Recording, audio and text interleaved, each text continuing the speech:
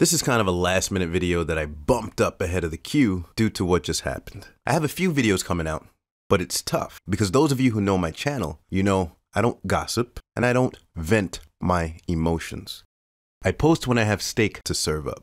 Bad analogy for a vegan, but you get what I mean. And it's also hard when there's so much going on in the world. Literally, day to day, week to week, there's no period where something bizarre is just not happening. So before we get into toxic masculinity, I'm going to go over some topics. One is R.Kelly. I will definitely be addressing that soon. I'm also going to address that Michael Jackson documentary. Like I said years ago, this is not going to stop. They're going to keep on coming with their lies. It's an agenda. They will keep on throwing him back into public scrutiny every few years, and every so often, they are coming for him. They know he's innocent, but they're proving it to you that it's an agenda. They know we're heading towards an Orwellian time where, just like Bill Cosby, even if they don't get him in court or have the facts or the evidence, they're just going to keep lynching him in the court of public opinion, and they'll get him that way. I'm going to break all of that down. And the HBO documentary coming out, shockingly, it's from the perspective and account of two weasels who already tried to make a dash for MJ's estate cash and failed after changing up their stories. Two people already rejected as liars by the courts. Oh, they already know this, but they have no standards or integrity these days. With money to be made, there's no one that will say, well, maybe we shouldn't run this. It's unethical when the man was acquitted, and we're really going off of hearsay that changed a few times under oath. No, it isn't right, rooted in fact, or ethical, but they don't care. New ball game. Facts, evidence, court rulings, we don't use those things anymore. Especially when you can still make money on someone's coached lies. And to those critical thinkers who can understand and think clearly and respect evidence, well, the evidence dictates it's not true he was vindicated. The list of reasons why are extensive, but to combat critical thinking, they'll just roll out corporate stooges in the media to keep feeding it. So D.L. Hughley, who's slowly becoming one of the most dangerous black men on the planet, which is letting me believe that he's really on some covert duty. Or one of the most foolish black people around during a time where it's really dangerous to be a fool. When R.Kelly was having his bad press, of course he had to chime in. And then he said, we should be mad at Michael Jackson too. He knows that Michael Jackson is an internationally beloved icon, particularly beloved by the black community, known as a loving humanitarian, who's innocent, acquitted in a U.S. court of law on all 14 counts. And what was revealed for those of us who don't listen to funny men for news was that he was fully vindicated, which means main accusers were exposed. In other words, they lied. Other kids broke down and confessed. A parent put them up to it. Santa Monica PD was exposed for planting fraudulent evidence. Much of the false evidence actually led to false news stories. Regardless, he was fully vindicated, and you see all the scheming, devilish activity from law enforcement and corporate media, but D.L. Hughley wants to throw his own under the bus, and he wants us to be mad at Michael Jackson. This is why they allow people they can control to have platforms. Just because you throw on a pair of glasses, and they once gave him a news show, doesn't make him an intellectual. He's not. And it's very scary and dangerous because people like this talk to millions of people every day, and they just share corporate lies, rumors, and opinions, and don't fact check their information. And sooner or later, people will share the same sentiments, and they might listen to people like D.L. Hughley and say, well, you know, we should be mad at Michael. Very bad, and this paradigm is the enemy of truth. And finally, I'm coming with my part 2 of why people hate the truth. But I had to pump this out now, and I'll tell you why. Facebook blocked my article, and I'm pretty upset about that because it means a lot of things. Ironically, when I'm creating blogs talking about an Orwellian existence and, you know, Big Brother, censorship, all that stuff, well, it's happening while I'm working. And I was very upset. Like, why would they block my blog? I've been blogging for years. I've proven competence, never said anything crazy, always factual. Where do they get off blocking my article, and on what grounds? And then I had to submit it for review, and they don't give you a reason. They just block it. You can't even send it to friends. I can't even send it to myself on Facebook. So I'm like, wow, this is full-blown censorship. There's nothing wrong with my article. It's not racy, offensive, or attacking anyone. It's just going against a powerful entity. They eventually reversed the decision when challenged and reviewed. The big picture, you're not getting the truth. So this will be the video form of that blog. So first and foremost, let me say that this is not meant to go to war with people who agree with this kind of advocacy and the Me Too movement and all these justice for women campaigns. There are people who agree with the direction of these movements, and they really do genuinely believe this is the way to go. I know many, and I've spoken to many. But in speaking to a lot of people realize that they didn't really look at things from a certain perspective.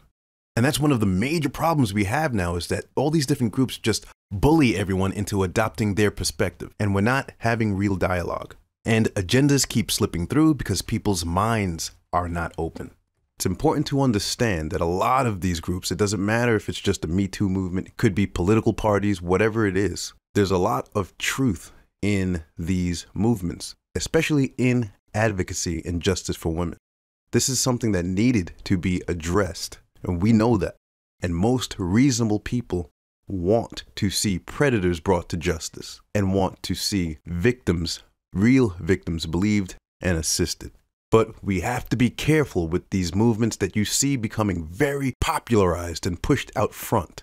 Because when you see that happen, it isn't always for the best of intentions. We have to stop being ignorant, overly emotional, naive, and easily manipulated. Because we don't live in a world where things just happen organically. We live in a world of covert agendas. Wake up. This is no democracy. We're living in a corporatocracy, and there's always an end game in mind. Somebody wants this to be so. And so someone is puppeteering where things go. And so these groups collect a lot of well-intentioned people who want what's right. But you have to be careful and understand that sometimes things can go off the rails and be directed down a path that is becoming a little overzealous, overreaching, and rife with agendas. Agendas that are not going to resonate well with people in the grand scheme of things. So we have to open ourselves up, break some of the programming, listen, and be aware of all perspectives. So in the spirit of wanting what's right for all people, here is some of the content that was mysteriously blocked for a moment from Facebook. Gillette has sparked controversy with its new ad addressing topics ranging from bullying to toxic masculinity. And the ad is receiving a huge backlash. Feminists might insist the backlash is coming from hordes of insecure, toxic men who are not getting it and perhaps need more evangelizing. At any rate, condemning people for rejecting what is clearly a propaganda ad of sorts is proof positive that the world Orwell predicted is here. Let's be real. The backlash isn't because men want to be bad. The backlash actually makes perfect sense to a rational mind. However, the real reasons why this backlash is quite justified may never be aired on TV. It's important to understand the people who are the wisest, the most well-balanced, and spiritually sound are not in control in today's world. Instead, society's weakest, emotionally imbalanced, and not well-adjusted have formed powerful groups. These passionately supported groups have taken media and social media by storm. And that, in and of itself, is half the problem. Zealots with a very fixed and narrow-minded perspective on things are forcing dogma on the masses. These groups are pushing peripheries and are co-opting corporations to push their ideologies on unsuspecting targets that did not ask for lecturing from commercial ads. And the people supporting these groups are getting even angrier when the indoctrination of a one-sided perspective doesn't take hold. We are living in a very highly emotional era of feuding ideologies in which everyone thinks they're right at the same time. Something has to give. And this is all because we're living in a time in which there are no real leaders. And we are not living according to any real moral compass. Society is eating itself alive, and order out of chaos is coming around the bend. Now here is the truth big corporations are not going to tell you. And this is the truth that was not communicated in that Gillette ad. The truth? There are good people and there are bad people in this world. And this is true regardless of race or gender. Good exists in every race and gender, as does bad. There are men all around us living disciplined lives as good, upstanding people, fathers and husbands. And yes, of course, there are male predators and bullies as well. They don't make up the majority of men running around, but yes, they exist. We know this. The same thing goes for women. There are wonderful women who are great people, mothers, sisters, and wives all around us. I personally benefit from having great female role models and strong women who really held family together. The power of an upstanding woman is unmatched. Civilizations can rise or fall under the direction, guidance, and counsel of women. However, there are also many thieving, lying, and treacherous female degenerates all over the place too. This shouldn't have to be stated. We already know this. People are people, and we're flawed. Now, toxic masculinity, however, is a completely made-up term hurled at men, coined by unenlightened, idealistically confused, emotional zealots who formed powerful coalitions, furthering one-sided agendas. Let's dive deep. The term toxic masculinity was derived from the term hegemonic masculinity, which was basically the concept of one man, R.W. Connell. R.W. Connell is an Australian sociologist who eventually became Raewyn Connell after transitioning to a woman. So someone who had what used to be referred to as gender dysphoria coined a term to be applied to cisgender males. In other words, men who are born men. Yeah, let's keep going. Naturally, the unsubstantiated hegemonic masculinity concept drew several criticisms and was sustained primarily by the early women's liberation movements and gay liberation movement. Regardless, the term hegemonic masculinity was nothing conclusive, real, or verified, just someone's concept, and never yet a thing. We are living in times in which we are not being taught the truth about our humanity, based on real scientific or spiritual wisdom. We're instead being pumped with opinion, rhetoric, and agendas. Men and women are different in specific ways, and that's nature's way. And there are good people and not so good people around us. And each of us has the task of trying to be the best versions of ourselves as individuals. Unfortunately, however, we are a badly socially engineered society full of disinformation, with people all around us who merely repeat what they hear. They heard toxic masculinity and they ran with it. There never was such a thing as toxic masculinity, and forced opinions and concepts are causing societal chaos. So people are hearing things and maybe don't know how to verbalize what they feel, but they're starting to know that something's just not right. The same stunts have already been attempted before, and we failed to learn from history, probably because it's rarely taught. As previously mentioned, different versions of toxic masculinity were already attempted. For example, it was once briefly pushed as machoism. Gloria Steinem also pushed out labels on men who didn't adopt feminism as masochists. It was a strategy in the feminist playbook that didn't go over well. It was eventually rejected and phased out by both men and women. In its earlier versions, it never made much sense and seemed more like divisive attacks on men and traditional masculinity, with not much substance behind it. Nowadays, however, they've perfected the talking points and have since dictated the newer and improved term, toxic masculinity, into our lexicon. Because of course, there's something inherently wrong with men and not women, right? All right, let's continue. The notion that traditional manhood is under attack is actually true. Men are, in fact, of a nature they are seeing demonized with propaganda. And people are no longer able to see past their own perspectives anymore. So we fight. Hence the reaction to the Gillette ad. Obviously, it doesn't resonate with straight men. Because, of course it doesn't. And that doesn't mean anything is wrong with them. The ad is horrendous.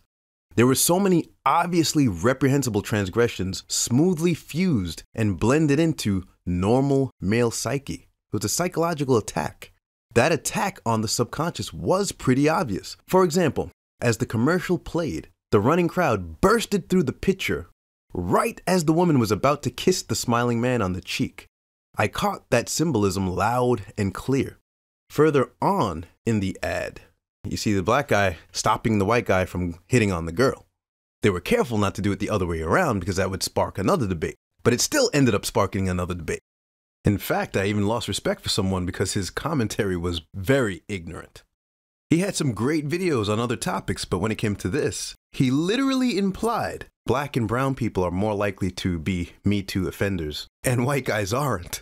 This is a prime example of how flawed things pull out flawed things. His commentary was very socially irresponsible and uncalled for. Had he looked at any real and verifiable statistics, he would have realized he was way off. He has an accent, so I don't know if he meant for his particular country or what. But in the United States, just being real, and whether you do it per capita or what, doesn't matter how you tally it. When it comes to pedophilia, rape, molestation, or whatever, dominant society males are way out front, so no, brown people are not more likely to be Me Too offenders. So his statements were wrong and reactionary. But that's not the point anyway, and that's not what he should have focused on. If they wanted to make a multicultural video, what I think he meant was like, why did you make the white guys do all the bad stuff? And he should have left it at that instead of spewing all this racist nonsense. This guy has thousands of subscribers and he told them that brown people do all the offenses because of hip hop. Yeah, but anyway, let's continue. The point is, whether the guy is white, black, or green, they made the act of hitting on women like some very serious problem. And when you put that in a national commercial, that's weird. Because what are you saying? Lots of guys shoot their shot and try to talk to girls. And most reasonable men don't go overboard or choose to be disrespectful. Regardless, so hitting on women is wrong now? Folks don't seem to understand this, but gutsy flirtation between men and women is actually how lots of happy couples got married. Violating women is one thing, but making a pass at women or hitting on them? Since when is that something we demonize? Male or female, we just need to know what lines we can't cross. We can interact with people who we like. We don't need police for that. Also, two boys wrestling is wild, crazy stuff today. The scene with the terrified father diving in to stop the boys from fighting with the cinematic theme music in the background was something. And as if a line of barbecuing male stooges would all normally stand there and watch boys go at it like a cockfight. Who was the ad talking to? Who needed to see this? It's as if the people who made the ad don't even understand the heterosexual male psyche and assumed we'd all be illuminated and watching that part nodding yes with tears in our eyes. It was condescending and yes, it was weird. And the overall insinuation was that we are living in a society in which heterosexual men are running around, objectifying women and violating them at will. As angelic, virtuous, and defenseless women can do nothing but hold their pretty little heads down and shake their heads at the terribleness of men. Yeah, the ad was abysmal. The nonstop feminization of the masculine energy is misguided and not rooted in any real spiritual wisdom. That wasn't a message of truth, but a lecturing of one-sided ideology.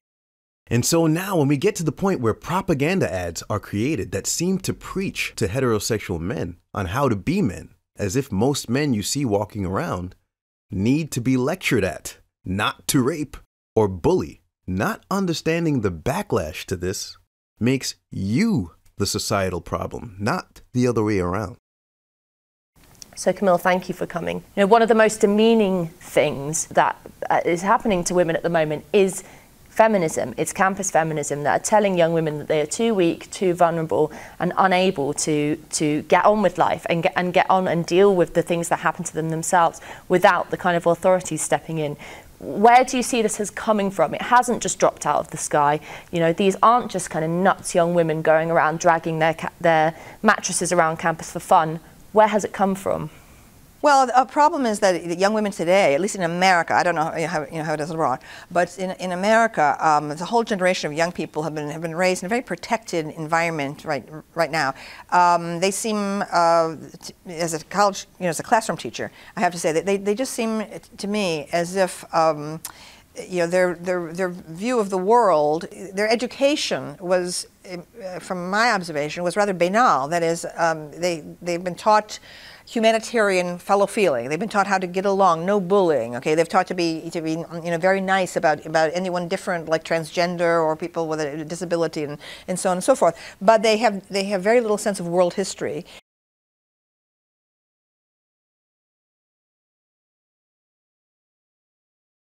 Firstly, to you, Miranda, you tackle this issue quite a bit in your column. It would seem that you think that men are pretty shabbily treated? I do. I think there's a toxic form of sort of victim feminism which holds that men are all brutes, they're all little boys, they're incipient wife bashers, and that women are helpless victims, and it's fainting couch feminism.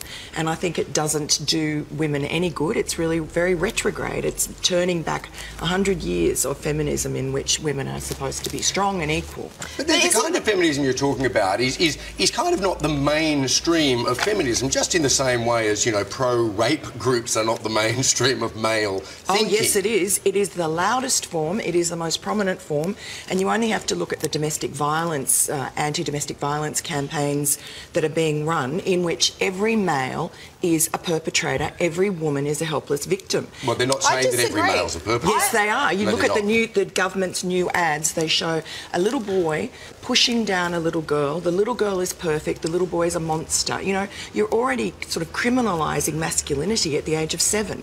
I would disagree, because I identify myself as a feminist. A lot of my friends do. I certainly don't think all men are rapists. I just believe that we should be paid equally, and I believe that we should have the same rights in the workplace and not be discriminated against. So I don't agree that all feminists think all men are rapists. And no, I don't think all feminists do, but I think that the reigning kind of paradigm of the sort of feminism that you see in the media, that you read about, it's this creeping just insidious attack on males and masculinity, and the type of masculinity that we that has protected humankind from time immemorial is now criminalised. Why call myself a feminist? Well, I became a feminist in high school back in the last millennium. I grew up with a style of feminism that has nothing to do with what passes for feminism today. It wasn't about denigrating men or fixating on victimhood. It was about being a free, responsible, self-determining being. I am well aware that in the minds of many, feminism connotes an irrational, male-blaming, paranoid worldview. And I admit that I'm mortified by all the fuss about trigger warnings and microaggressions and checking your privilege. I mean, the spectacle of those panicked Wellesley women demanding that a statue of a guy be removed from campus because it reinforced the rape culture. That a controversial statue of that man sleepwalking, I should say, in his underwear, is triggering apprehension, fear, and even thoughts of sexual assault. I mean, to my mind, that is not feminism. That's just madness. And so, like, if you over-coddle people, if you protect them from everything that's sharp, you make them dull and stupid and narcissistic, and it's a really bad idea. So you do know America. Good.